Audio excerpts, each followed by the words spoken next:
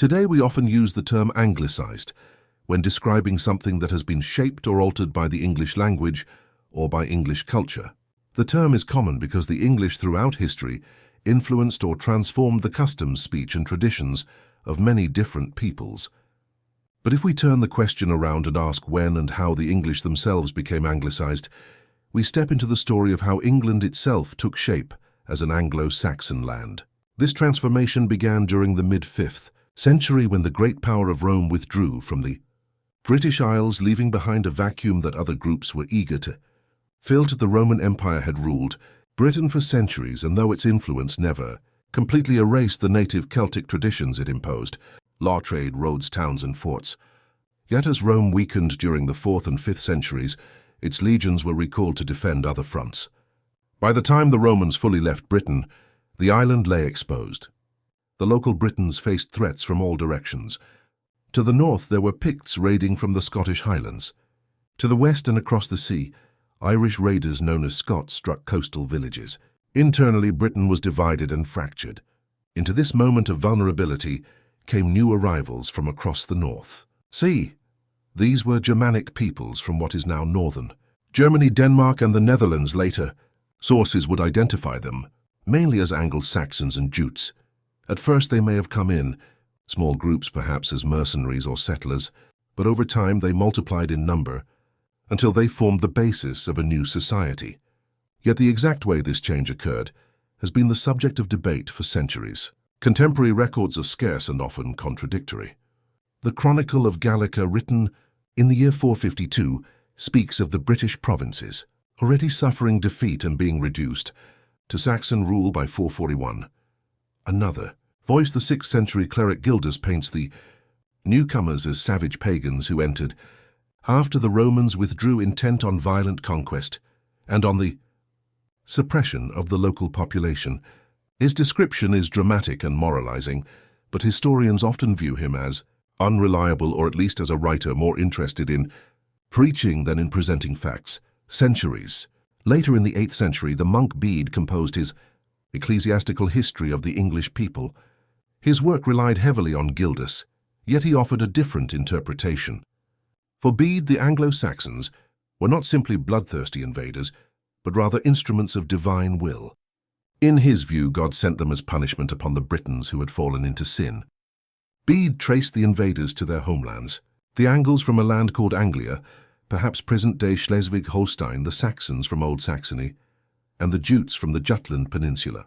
He described how they came first as scouts, then as settlers, and eventually as conquerors.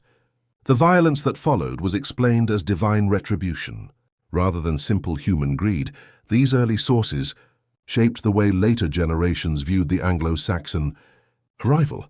But modern historians have re-examined the evidence. Two main theories emerged. One is the conquest theory, which follows the traditional image of armed bands storming the shores, seizing land and forcing the natives to adopt their language and customs. The other is the migration theory, which sees the process as slower, more gradual, and less violent. According to this view, families came seeking farmland and a fresh start.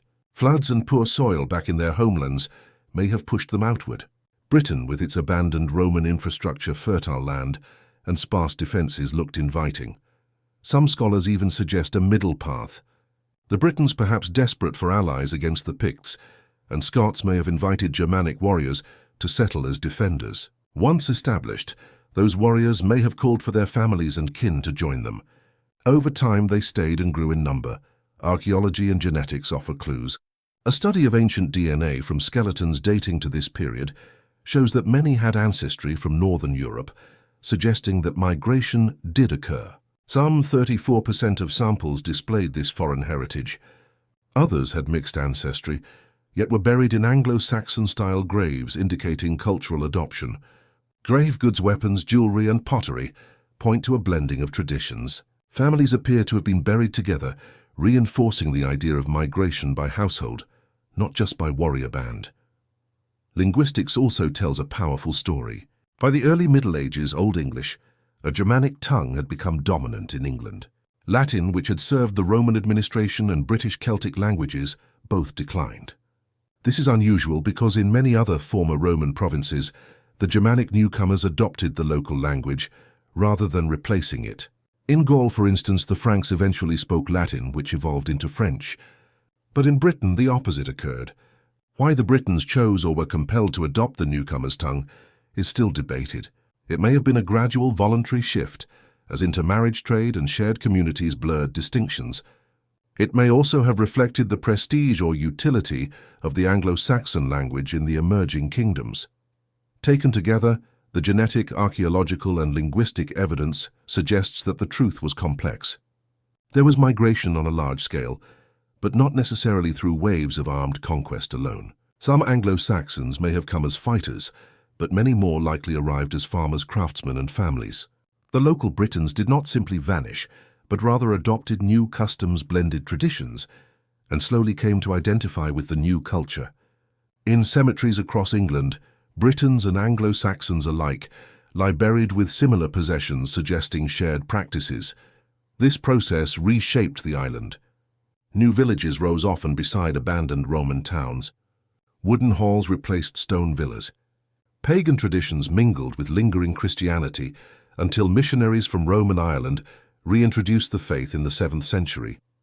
The new kingdoms of Kent, Sussex, Wessex, Essex, East Anglia, Mercia and Northumbria emerged, each ruled by Anglo-Saxon elites. Over time, these kingdoms competed and occasionally united until a single English identity formed.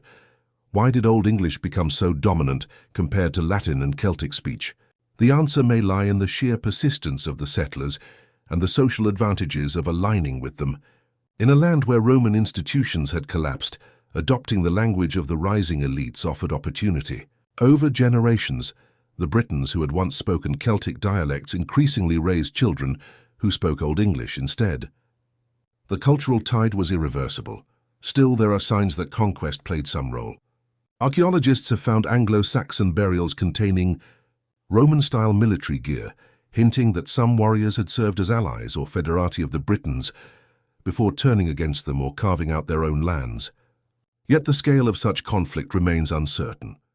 The majority of evidence points not to sudden violent displacement, but to gradual integration. It is striking to compare Britain with Gaul or Spain, where Germanic tribes were absorbed into local cultures. In Britain, the reverse occurred. The Celtic and Latin speakers embraced the newcomers' traditions and identity until they themselves were considered English. Perhaps the chaos following Rome's collapse made Britons more willing to adopt the customs of strong new leaders. Perhaps the newcomers offered stability, farming skills, and leadership that inspired imitation. Whatever the reason, the result was the Anglicization of England. The Anglo-Saxons did not simply pass through. They stayed, built homes, farmed fields, raised children, and forged kingdoms. Within a few centuries, their culture defined the land. Their language evolved into Old English, which in time would give rise to Middle English, and eventually the modern English spoken today. Their laws and institutions laid the foundation for the English monarchy and the later English nation. Thus, the story of how the English became Anglicized is not one of a single moment of conquest, but of a long process of migration, adaptation, and cultural blending.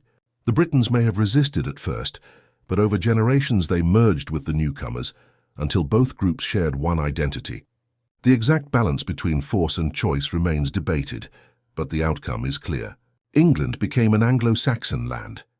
So when we speak of Anglicization, we usually imagine the English imposing their ways on others. Yet the very origins of the English people come from a similar transformation.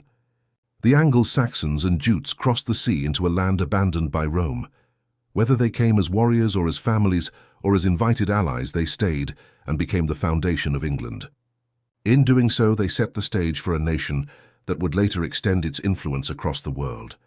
We may never know with complete certainty the full details of why they came. Some may have sought fertile land, some may have sought safety, some may have sought conquest. Likely it was all of these reasons together. But what is certain is that once they arrived, they never left, and from their settlement a new identity was born, one that we call English.